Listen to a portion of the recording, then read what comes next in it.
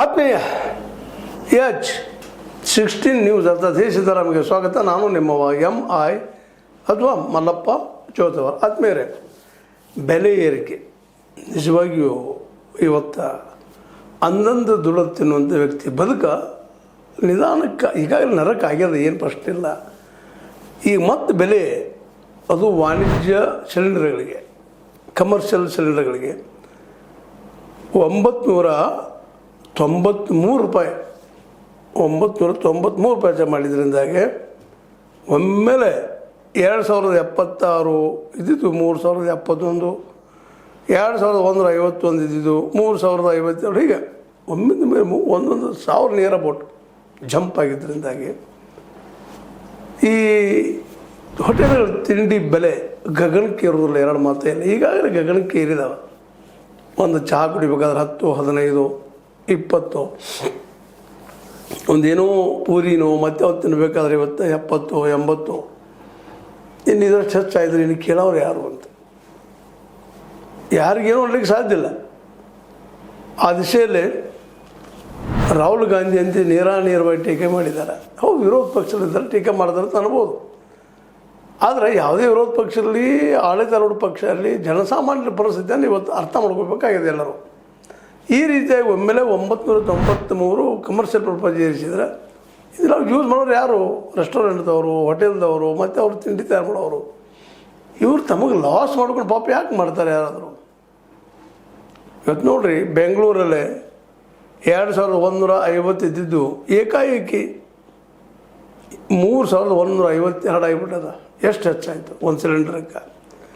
ಕೋಲ್ಕತ್ತಾದಲ್ಲೇ 2208 ಇತ್ತು, ಇವತ್ತು ನೋಡ್ತಾರೆ ಅದನ್ನು 3202 ಆಗ್ಯದ. ಮುಂಬೈನಲ್ಲೂ ಅಷ್ಟ 2031 ಇದ್ದಿದ್ದು 3204 ಆಗ್ಯದ. ಚೆನ್ನೈದಲ್ಲೇ 3234 ಇದ್ದಿದ್ದು, 2246 ಇದ್ದಿದ್ದು 3297 ಆಗ್ಯದ. ಈ ರೀತಿಯಾಗಿ ಜಂಪ್ ಆಗಲಿಕ್ಕತ್ತದ. ಡೆಲ್ಲಿಲಿಂತ ಏನು ಮಾತಾಡೋ ಪರಿಸ್ಥಿತಿನೇ ಇಲ್ಲ. ಹೀಗಿದ್ದಾಗ ಜನಸಾಮಾನ್ಯರ ಪರಿಸ್ಥಿತಿ ಏನಾಯಿತು? ಯಾಕಿದ್ರೆ ಮೋದಿ ಸರ್ಕಾರ ಅರ್ಥ ಮಾಡ್ಕೊಳ್ಳಿಲ್ಲ ಅಂತ ಇವತ್ತಿನ ಹೇಳ್ಬೋದು. ತುಟ್ಟಾಗ್ಯದ, ಯುದ್ಧ ನಡೆದಿದೆ, ಮತ್ತೇನೋ ನಾವು ಕಾರಣ ಕೊಡ್ಬೋದು. ಈ ಪೂರ್ವದಲ್ಲೇ 100 ಎಡಬಲ ಇತ್ತು, ನಿಮಗೂ ಗೊತ್ತದ. ಪೆಟ್ರೋಲ್ ಮತ್ತು ಡೀಸೆಲ್ದು 125 ಇದ್ದಾಗೂ ಮನಮೋಹನ್ ಸಿಂಗ್ರು 70-76 ರೂಪಾಯಿ ಇಟ್ಟಿದ್ರು. ಇವತ್ತು ನಡಕ್ಕೆ ಕಡಿಮೆ ಆಗಿತ್ತು. 70-80 $1, ಇದು $70-80 ಬ್ಯಾರಲ್ ಕಚ್ಚಾ ತೈಲ ಸಿಗೋದು. ಅದರಲ್ಲೂ ಮುಖ್ಯವಾಗಿ ರಷ್ಯಾದಿಂದ. ಆ ಸಮಯದಲ್ಲೂ ಕಡಿಮೆ ಮಾಡಲಿಲ್ಲ. ಈಗೇನೋ ಗ್ಯಾಸ್ 993 ಏರಿಸಿದ್ದಾರೆ. ಇನ್ನು ಡೀಸೆಲು ಮತ್ತು ಪೆಟ್ರೋಲ್ದು ಏರೋದನ್ನ ರೀ ಇನ್ನದು. ಇದೆಲ್ಲ ಏರ್ತಂದ್ರೆ ಯಾರ ಮೇಲೆ ಅದು ಹೊರೆ ಕೊಂಡು ತಿನ್ನುವ್ರ ಮೇಲೆ, ಟ್ಯಾಕ್ಸ್ ಕಟ್ಟುವ್ರ ಮೇಲೆ, GSTನೋ ಮತ್ತೇನೋ ಎಷ್ಟೆಷ್ಟು ಕಟ್ತಾ ಇದ್ದೀವಿ ನಾವು ಅಂತಂದ್ರೆ ಇವತ್ತು ನಾವು ಹೇಳ್ಕೊಳಿಕ್ಕೆ ಆಗೋದಿಲ್ಲ. ಆ ದಿಶೆಯಲ್ಲಿ ಇವತ್ತು ಒದ್ದಾಡ್ತಾ ಇದ್ದೀವಿ. ದಿನ ಬದುಕು ಹೆಂಗೆ ದಾಟಿಸೋದಪ್ಪ ಅಂತೇಳಿ. ಸಾಲ ಹಾಗೆ ಬೆಳಿತಾನೆ ಇಲ್ಲದ, ಸಾಲ ಪರಿಹರಿಸ್ತಾ ಇಲ್ಲ, ಆಗ್ತಾಯಿಲ್ಲ, ಬಡ್ಡಿ ತುಂಬಲಿಕ್ಕೆ ಆಗ್ತಾಯಿಲ್ಲ. ಈಗ ಈ ಮಾರ್ಕೆಟ್ನಿಂದಾಗಿ ಪ್ರತಿಯೊಬ್ಬನ ಬದುಕು ಇವತ್ತು ನರಕಾಗಿದೆ. ಹೆಚ್ಚು ಕಡಿಮೆ ಕಾರ್ಖಾನೆಗಳೆಲ್ಲನೂ ಈ ಒಂದು ದೇಶದಿಂದ ದೂರ ಸೇರ್ತಾವೆ ಹೊರಟಿದ್ದಾವೆ. ಕಾರ್ಖಾನೆಗಳಲ್ಲಿ ಕೆಲಸ ಮಾಡೋರು ಪೇಮೆಂಟ್ ಕಡಿಮೆ ಆಗ್ತಾವೆ ಹೊರಟದು. ಬದುಕುವುದು ಹೆಂಗಂತ. ಅದಕ್ಕಾಗಿ ಇವತ್ತು ಭಾಳ ಎಚ್ಚರಿಕೆಯಿಂದ ಈ ಮಾತನ್ನು ಹೇಳಬೇಕಾಗಿದೆ. ನಾವು ಕೇವಲ ರಾಹುಲ್ ಗಾಂಧಿ ಇದ್ದರು ಅವ್ರು ಟೀಕೆ ಮಾಡೋದು, ಮತ್ತೊಬ್ಬರು ಟೀಕೆ ಮಾಡೋದು ಗ್ಯಾರಂಟಿ, ಎರಡು ಮಾತಿಲ್ಲ ಅದ್ರಲ್ಲಿ. ಇವತ್ತು ಮೋದಿಯವರು ಇದ್ದಾರೆ ಅದಕ್ಕೆ ಟೀಕೆ ಮಾಡ್ತಾರಂತಲ್ಲ, ಜನಸಾಮಾನ್ಯನ ಬದುಕ ಅದನ್ನು ಹೊರವ್ರು ಯಾರು ಅಂತ. ಪೆಟ್ರೋಲ್ ಡೀಸೆಲ್ ಬೆಲೆ ಮೇಲೆ ಮುಂದಿನ ದಾಳಿಯಲ್ಲಿದೆ. ವಾಣಿಜ್ಯ ಬಳಕೆ LPG ಸಿಲಿಂಡರ್ 993ರಷ್ಟು ಹೆಚ್ಚಾಗಿದೆ. ಇದೇ ಚುನಾವಣಾ bill, tea stall, dhaba, hotel, bakery, ಹೀಗೆ ಪ್ರತಿಯೊಂದರಲ್ಲಿಯೂ ಬೆಲೆ ಹೆಚ್ಚಾಗ್ತದೆ ಅಂತ. ಎಲ್ಲ ಕಡೆ ಆಗ್ತದೆ, ಸಹಜ. ಅದು ಎಫೆಕ್ಟ್ ಆಗೋದನ್ನ ಗ್ಯಾಸದು ದಿನನಿತ್ಯ ಬೇಕಾಗುವಂಥ ಆಹಾರಕ್ಕೆ, ಒಲೆ ಹೊಸಲಿಕ್ಕೆ ಬೇಕು ಗ್ಯಾಸ್. ಅದ್ರ ಜೊತೆಗೆ ನಮ್ಮ ಆಡಳಿತಾರೂಢ ಪಕ್ಷದ ಈ ಒಂದು ಪೆಟ್ರೋಲ್ ಮಿನಿಸ್ಟರ್ ಇದ್ದಂಥ ಸುರೇಶ್ ಗೋಪಿ ಅವರು ಹೇಳ್ತಾರೆ, ಜಗತ್ತಿನ ಇತರ ದೇಶಗಳಲ್ಲಿ ಎಷ್ಟು ಬೆಲೆ ಏರಿಕೆ ಆಗಿದೆ ಎಂಬುದನ್ನು ಒಮ್ಮೆ ಪರಿಶೀಲಿಸಿ ನೋಡಿ, ನಾವು ಇಷ್ಟರ ಮಟ್ಟಿಗೆ ಮಾತ್ರ ತಡೆಯಬಹುದು. ಅವರು ಇನ್ನೊಂದು ದೇಶ ನೋಡ್ರಿ, ಅಲ್ಲಿ ನೋಡಿ ಹೇಳ್ರಿ ಅಲ್ಲಿ ಅಷ್ಟು ಹೆಚ್ಚಾಗಿಲ್ಲ ಅಂತ. ಆದರೆ ಅಲ್ಲಿ ಜೀವನ ಮಟ್ಟದ ಹೆಚ್ಚದ. ಅಮೇರಿಕಾದಲ್ಲೇ ಯುರೋಪ್ದಲ್ಲೇ ಮತ್ತೊಂದು ದೇಶಗಳಲ್ಲೇ ನಮಗಿಂದು ಒಳ್ಳೆಯ ಜೀವನ ಮಟ್ಟದವ್ರಿಗೆ ಅವ್ರಿಗೇನು ಅನಿಸೋದಿಲ್ಲ. ನಾವಲ್ಲಿ ಬಡವ್ರಿ ಒದ್ದಾಟ ಮಧ್ಯಮ ವರ್ಗದವ್ರ ದಿನನಿತ್ಯ ಹೋರಾಟ ಮಾಡಬೇಕಾಗಿದೆ. ಆವತ್ತಿನ ದುಡಿದು ಆವತ್ತ ಊಟ ಮಾಡುವಂಥ ಪರಿಸ್ಥಿತಿ ಇವತ್ತಿನ ಅನೇಕ ಭಾರತೀಯರಲ್ಲದ. ಹೀಗಾಗಿ ಅವರು ಅದನ್ನು ವಿರೋಧ ಮಾಡ್ತಾಯಿದ್ದಾರೆ. ಅಮೇರಿಕಾದಲ್ಲಿ ಯಾಕೆ ವಿರೋಧ ಮಾಡ್ತಾಯಿಲ್ಲ, ಅಲ್ಲಿ ನೋಡ್ರಿ ಇಲ್ಲಿ ನೋಡ್ರಿ ಹೇಳಿದ್ರಾಗಿಲ್ಲ, ಇಲ್ಲಿ ನಮ್ಮದು ನೋಡಿ ಹೇಳ್ರಿ ಅಂಥೇಳಿ ಪೆಟ್ರೋಲಿಯಂ ಮಿನಿಸ್ಟರ್ ಸುರೇಶ್ ಗೋಪಿ ಅವ್ರು ಕೇಳಬೇಕಾಗಿದೆ. ಇದೇ ಕಾಲಕ್ಕೆ ನಮ್ಮ ಅಖಿಲೇಶ್ ಯಾದವ್ ಹೇಳ್ತಾರೆ, ಸಿಲಿಂಡರ್ ಬೆಲೆ ಎಷ್ಟೇ ದುಬಾರಿ ಆಗುವುದಿಲ್ಲ, ರೊಟ್ಟಿ ಊಟದ ಬೆಲೆಯೂ ಹೆಚ್ಚಾಗುತ್ತದೆ. ಅದರ ನೋವು ಸ್ವತಃ ಹಣ ನೀಡಿ ಖರೀದಿಸಿ ತಿನ್ನುವವರಿಗೆ ಮಾತ್ರ ತಿಳಿಯುತ್ತದೆ. ಯಾರು ದುಡ್ಡು ಕೊಟ್ಟು ಪಾಪ ಅವತ್ತು ದುಡ್ಡು ಅವತ್ತು ಇದು ಮಾಡ್ತಾರಲ್ಲ ಅವ್ರಿಗೆ ಗೊತ್ತಾಗ್ತದೆ ಎಷ್ಟು ಪತ್ರ ಬೆಲೆ ಎಷ್ಟು ಕಿಮ್ಮತ್ತಿನದು ಅಂತೇಳಿ. ಬೇರೆಯವರ ಮನೆಯಲ್ಲಿ ತಿನ್ನುವವರಿಗಲ್ಲ, ಅಥವಾ ಬೇರೆಯವ್ರ ತಟ್ಟೆಯಿಂದ ಕಸು ತಿನ್ನೋರಿಗೆಲ್ಲ, ಬೇರೆಯವ್ರ ತಟ್ಟೆಯಿಂದ ಕಸ್ಕೊಂಡು ತಿನ್ನೋರಿಗೆಲ್ಲ, ಬೇರೆಯವ್ರ ಮನೆ ಊಟ ಮಾಡೋರಿಗೆಲ್ಲ. ಇದು ತಮ್ಮ ದುಡ್ಡು ತಾವು ತಿನ್ನುವಂಥ ಏನು ಮನೆಗಳದಾವ ಅವ್ರಿಗೆ ತೊಂದರೆ ಆಗ್ಲಿಕ್ಕತ್ತದ್ರೆ ಇದು ಬದುಕು ಕಷ್ಟ ಆಗ್ಲಿಕ್ಕದ ಅಂತೇಳಿ ನಮ್ಮ ಅಖಿಲೇಶ್ ಯಾದವ್ ಹೇಳ್ತಾ ಇದ್ದಾರೆ. ಇದರ ಅರ್ಥದಲ್ಲಿ ನಾನು ಹೇಳಬೇಕಾಗಿದ್ದೇನಪ್ಪ ಅಂತಂದರೆ, ಬೆಲೆ ಏರಿಕೆ ನಮ್ಮನ್ನು ಪೂರ್ಣ ಪ್ರಮಾಣದಲ್ಲಿ ಏನು ಮಾಡ್ತಾಯಿದೆಯಪ್ಪ ಅಂತಂದ್ರೆ ಸ್ನಬ್ ಮಾಡ್ತಾಯಿದೆ, ತಿಕ್ತಾಯಿದೆ, ತೊಂದರೆ ಕೊಡ್ತಾಯಿದೆ, ಅನುಭವಿಸ್ಲಿಕ್ಕೆ ಆಗದಷ್ಟು ನೋವನ್ನು ಕೊಡ್ತಾಯಿದೆ. ಕಳೆದ ಹಲವಾರು ವರ್ಷ, ಅದರಲ್ಲೂ ಈ ಕಳೆದ 13 ವರ್ಷ 12 ವರ್ಷಗಳಲ್ಲಿ ಬೆಲೆ ಏರಿಕೆ ಅಂತ ನಿರಂತರ ಇದ್ದೇ ಅದ, ಯಾವ ಕಾಲಕ್ಕೂ ಇಲ್ಲ ಅಂತಲ್ಲ. ಏನೋ ಚುನಾವಣೆ ಬಂದಿರ್ತದೆ, ಒಂದು 4 ದಿವಸ ಸರಿ ಹಿಡಿತಾರೆ. ಚುನಾವಣೆ ಮುಗಿದ ತಕ್ಷಣ ನೋಡ್ರಿ ಪಂಚ ರಾಜ್ಯಗಳದ್ದು ಚುನಾವಣೆ ಜೋರಿತ್ತು. ಆ ಸಂದರ್ಭದಲ್ಲಿ ಹೆಚ್ಚು ಮಾಡಲಿಲ್ಲ, ಅದು ಮುಗೋದಿನ 2 ದಿವಸ ಆಗಿಲ್ಲ ಅಲ್ಲಿ ಹೆಚ್ಚು ಮಾಡಿಬಿಟ್ರು ಈ ಒಂದು ಸಿಲಿಂಡರ್ ರೇಟ್ಗಳನ್ನು. ಅಂದ್ರೆ ಇಲ್ಲಿ ನಾವು ಗಮನಿಸಬೇಕಾದ ಏನಪ್ಪ ಅಂದ್ರೆ, ಸಿಲಿಂಡರ್ ರೇಟ್ ಹೆಚ್ಚಾಗೋದ್ರಿಂದ ಜನಸಾಮಾನ್ಯ ಬದುಕು ಕಷ್ಟ ಆಗ್ತದೆ.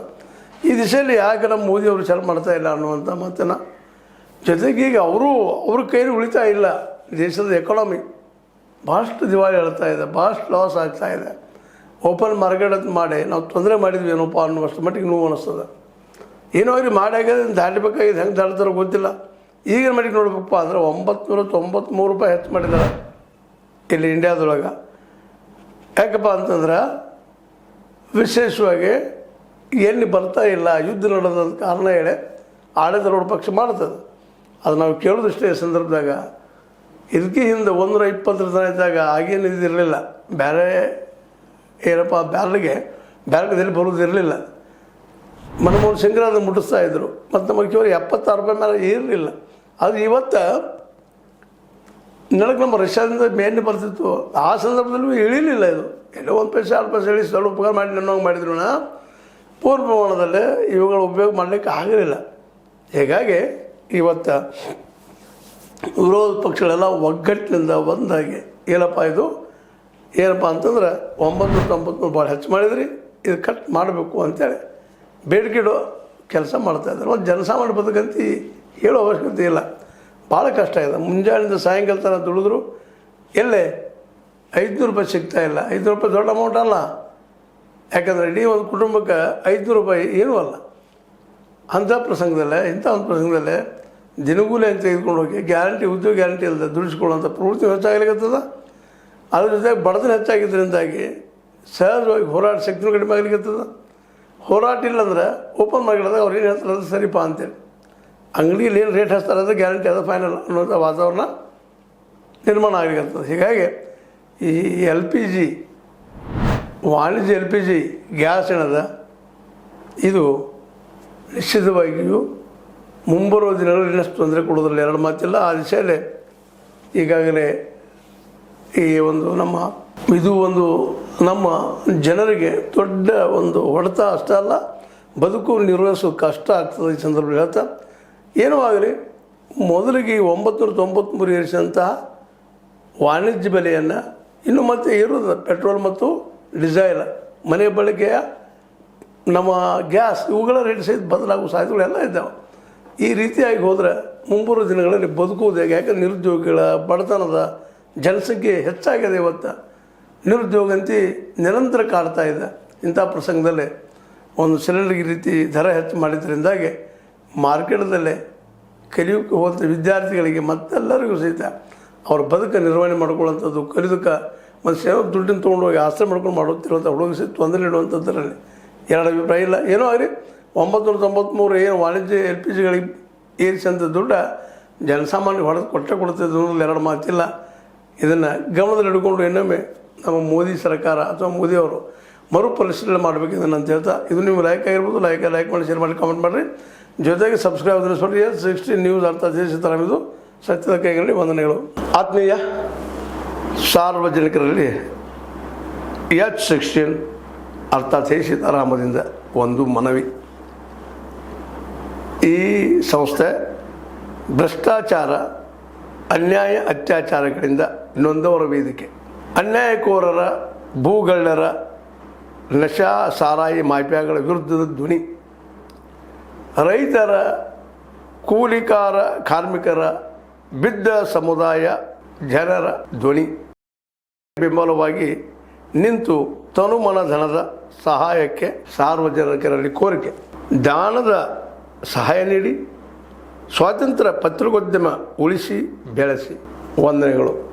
ತಮ್ಮನ್ನೇ ನಂಬಿರುವ ಮಲ್ಲಪ್ಪ ಇ ಜೋತಾವರ್.